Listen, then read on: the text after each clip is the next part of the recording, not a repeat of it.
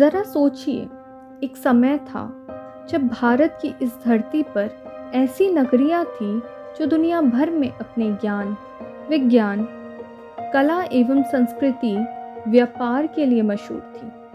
परंतु आज उनका ना ही कहीं कोई शोर है और ना ही कहीं चेहरा। सिर्फ धरती के नीचे छुप कर बैठी कहानियाँ हैं। अब समय आ गया है उन कहानियों को फिर से उजागर करने का, इस धरती की परतों से निकाल कर उनके रहस्यों को जानने का।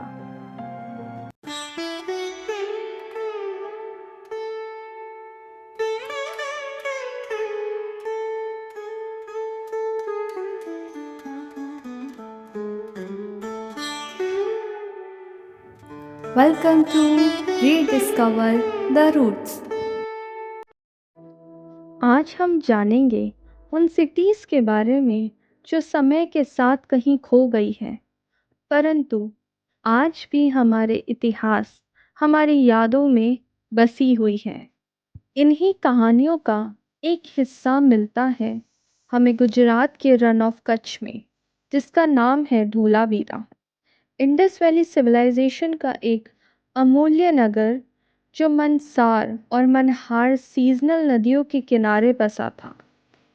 परंतु सीजनल नदियों के सहारे सरवाइव करना बहुत मुश्किल है और धोलावीरा ये जानता था। इसलिए बारिश और नदियों के पानी को संभाल कर रखने के लिए 16 बड़े रिजर्वेशन और घरों में स्टेपवेल और चैनल के थ्रू पानी सप्लाई किया जाता था। इतना ही नहीं, धोलावीरा एक मार्केट हब था। यहाँ के कॉपर, टेक्सटाइल, ज्वेलरी, पोट्री के ट्रेड नेटवर्क हमें मेसोपोटामिया, मगान, पर्शियन गल्फ में मिलते हैं। परंतु हर महान सभ्यता की तरह धोलावीरा का भी एक समय आया जब उसका अस्तित्व धीरे धीरे समाप्ति की ओर आने लगा। लगभग 1500 ईसा पूर्व के आसपास नदियों के सूखने और मौसम के बदलाव के कारण धोलावीरा इतिहास में अमर होकर रह गया। इसी तरह गुजरात की एक और अनकही अनसुनी कहानी है जिसका नाम है लोथल। ये प्राचीन नगर 3500 ईसा पूर्व से लेकर 1800 ईसा पूर्व तक हड़प्पन सिविलाइजेशन का एक महान ट्रेडिंग हब था। यहाँ व्यापार शिप्स के द्वारा होता था। सबसे चौंका देने वाली बात तो ये है, लोथल जिसका मतलब है मृत भूमि, पर ये असल में मृत नहीं, एक जिंदा और एक एक्टिव सिटी थी। इसके ट्रेडिंग कनेक्शन हमें मिडल ईस्ट और अफ्रीका में मिलते हैं। इतना ही नहीं, यहाँ का डॉकयार्ड दुनिया का सबसे पहला नॉन डॉकयार्ड माना जाता है जो इंडस वैली और अरेबियन सी को कनेक्ट करता है। इन सब के अलावा लोथल का एडवांस इंफ्रास्ट्रक्चर था। आपको यकीन नहीं होगा, पर लोथल का ड्रेनेज सिस्टम इतना एडवांस था कि आज भी इंजीनियर उनकी स्टडी करते हैं। यहाँ पक्के घर थे जो कि ब्रिक से बने थे। हर घर के नीचे एक प्रॉपर सीवर सिस्टम था। एक ऐसा शहर जो अपने समय से इतना आगे चल रहा था। एक ऐसा शहर जिसके चर्चे सिर्फ इस देश में नहीं बल्कि विदेशों में भी थे।